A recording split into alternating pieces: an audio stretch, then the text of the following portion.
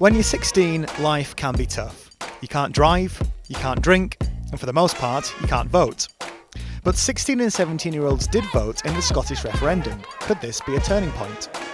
There is not a shred of evidence for arguing now that 16 and 17-year-olds should not be allowed to vote. But do 16 and 17-year-olds really want it? To find out, we've come to Pershaw High School in Worcestershire to do a dummy general election.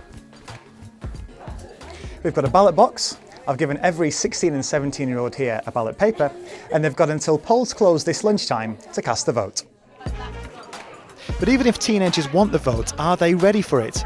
We rounded up a few students and asked them what they'd do if they were running the country. Increasing the national insurance scheme, so covers costs of NHS. Stop tuition fees or heavily reduce them because it deters a lot of people from going to university.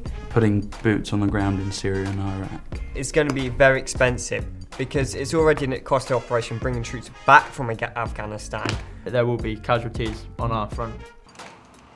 In a fractious press briefing, the Chancellor wanted to talk about cutting tuition fees. Today I can announce as Chancellor the following policies. But the press were more interested in rumours that he'd overruled his Foreign Secretary over war in the Middle East.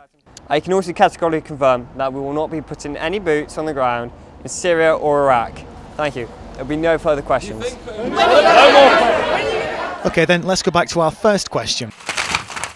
Do 16 and 17-year-olds really want the vote? For that, it's back to the ballot box to see how many of our students were interested in crossing a box.